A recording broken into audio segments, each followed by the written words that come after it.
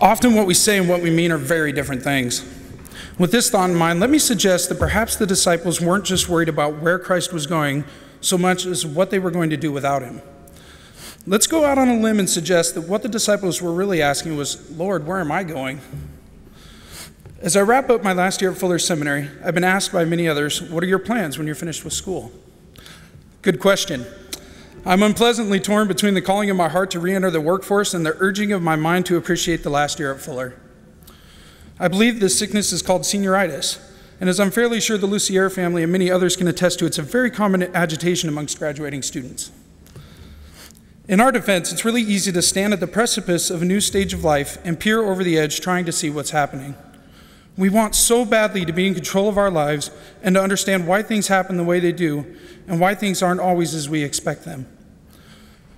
I imagine that some of this is what the disciples were thinking as Christ is gearing them up for a goodbye.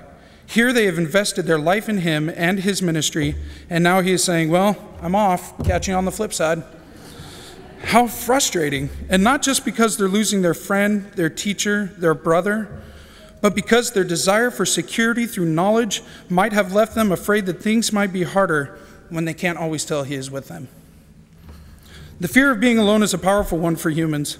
We are a communal people built to experience each other and to learn to see wholeness from our differences. Each one of us is a distinct person in the image of God, and I have always been of the mindset that only by celebrating our differences together through community will we find what the image of God truly is.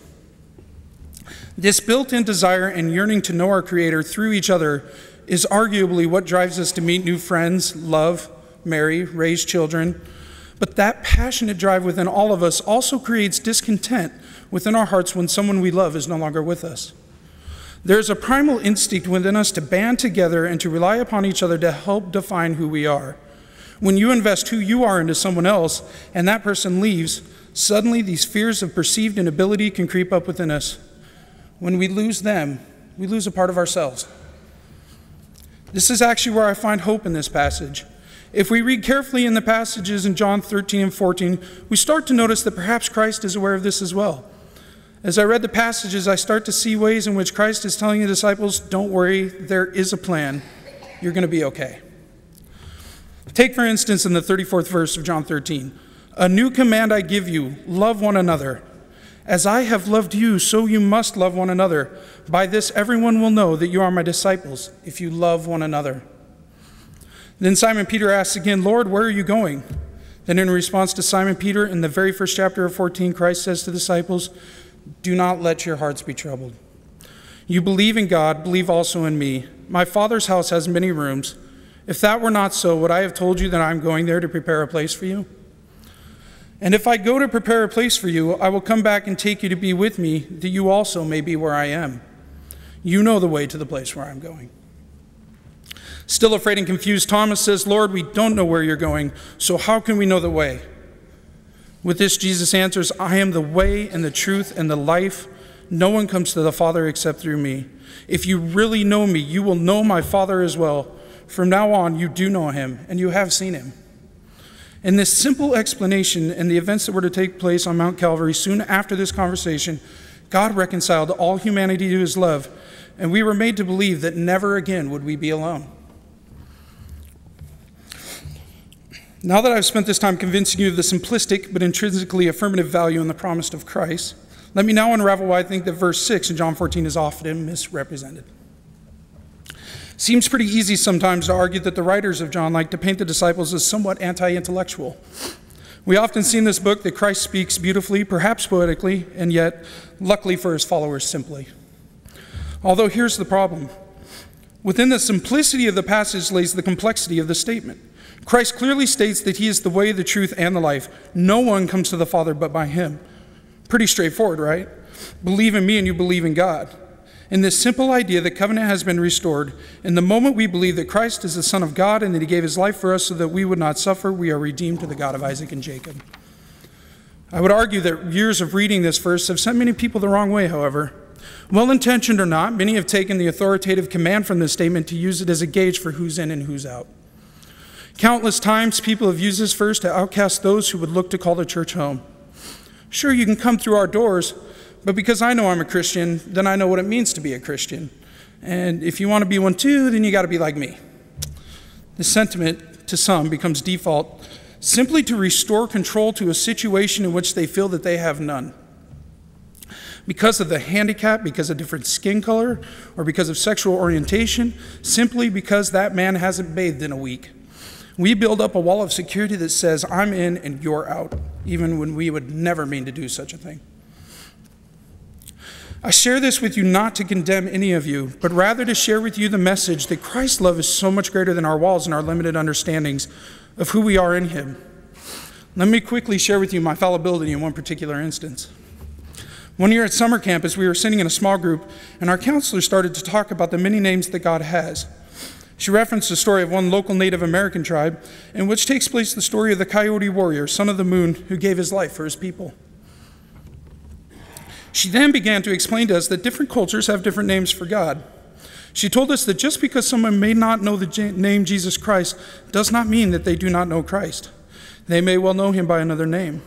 It was her intention in this conversation not to stir us from our faith, but to help broaden our young minds to the possibility that perhaps to some of the native peoples of our area, when they heard the story of the Coyote Warrior, they were in fact starting to learn of the love of Jesus Christ who came to set his people free. In C.S. Lewis's story, The Voyage of the Dawn Treader, Lucy and Edmund have a tough heart-to-heart with Aslan regarding how they shall miss him and Narnia when they return from the magical land to Earth, with no possibility of returning again. Expressing their concern, the scene unfolds as such. It isn't Narnia, you know, sobbed Lucy. It's you. We shan't meet you there. And how can we live never meeting you? But you shall see me, dear one, said Aslan. Are you there too, sir? Asked Edmund. I am, said Aslan, but there I have another name. You must learn to know me by that name. This was the very reason why you were brought to Narnia, that by knowing me here for a little, you may know me better there. I wanted so badly as a young man to be assured that I had figured out the only way to God, and that I had the answer so I'd never worry about where I belonged. This festered within me because I didn't take time to talk with anyone. Thanks to C.S. Lewis, though, and the later conviction I should mention, when my mother told me that I was actually of Native American descent, which I did not know at the time, I was able to understand that the beauty of God is in the mysteriousness of who he is and how he works within every culture. You see, the authority of the Johannine scripture gives us a sense of community, love, safety. But when you have something so great, it's easy to not want to lose that feeling of safety that God's love and comfort brings. It's this human instinct to guard and hold on to that which we love that is good, but it can begin a tiny seed in us that, if not fertilized with respect and diversity, can grow into a flower of discontent and separation. It's easy for us, as those on the inside, to say, hey, I'm one of the in crowd. I know I'm saved, and I know who those are who are like me. The problem is sometimes we couldn't be farther off. Christ lived a life of inclusion.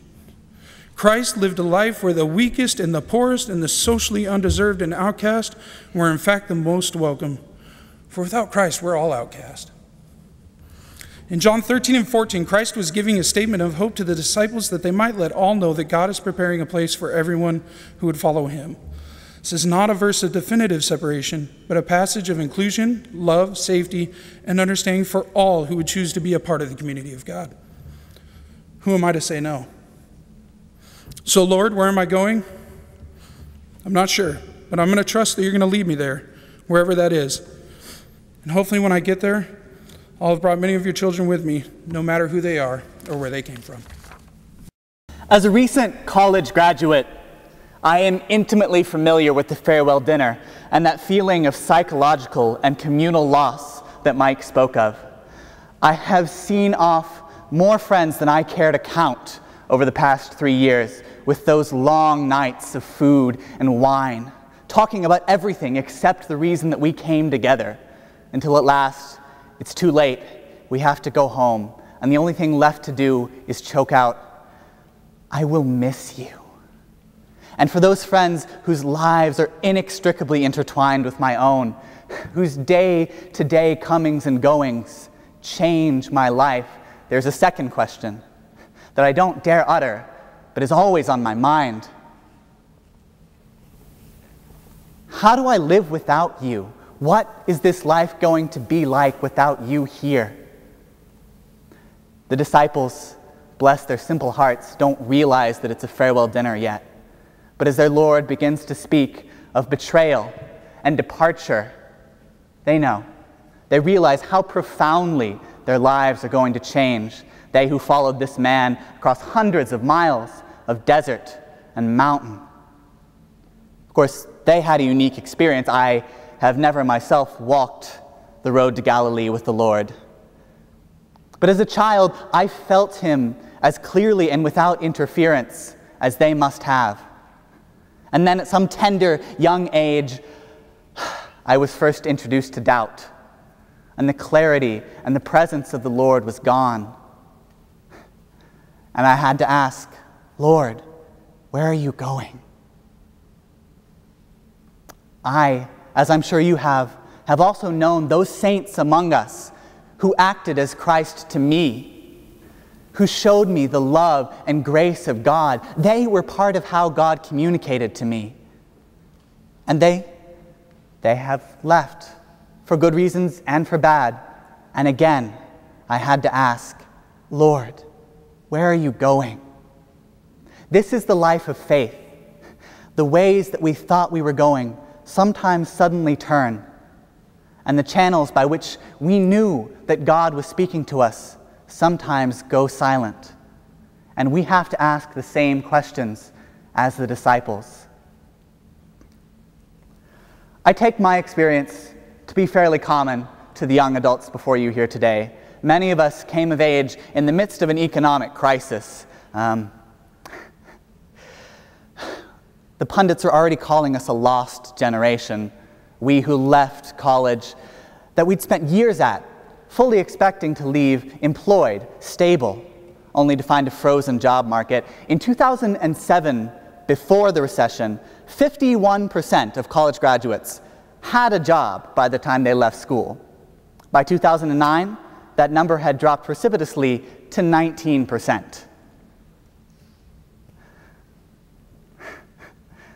So many of the friends that I loved in college have brooded over their options, have left to find work elsewhere, have gone to their parents' homes, or have gone on to graduate school to bolster their resumes. Change has come, and the Lord takes us in directions we did not expect. Many of us before you today are the ones that left. We moved halfway across the country to find God in a new city and a new community. You can see why this passage perhaps appealed to us. In the months since we chose it, I think it has taken on a special meaning for this church, because we are looking for the way forward. We are wondering where the Lord is going with this congregation.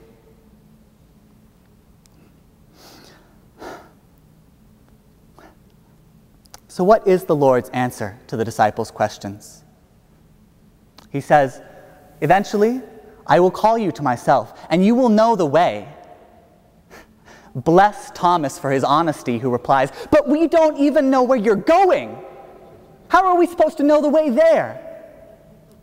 Jesus' reply, as Mike has shown us, has been proclaimed throughout the ages, has acquired so much theological weight. But I think it's important to remember what he's doing here. He's answering a question. His disciples are aimless, and he says to them, focus on me.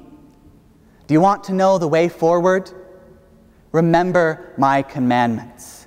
Imitate me. Look at me. Do you want to see the Father? Look at me.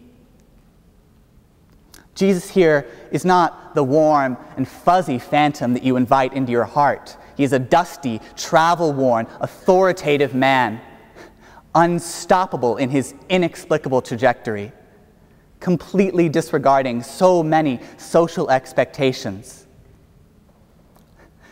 He is strange and generous, and also sometimes hard, as impossible in his demands as in his mercies.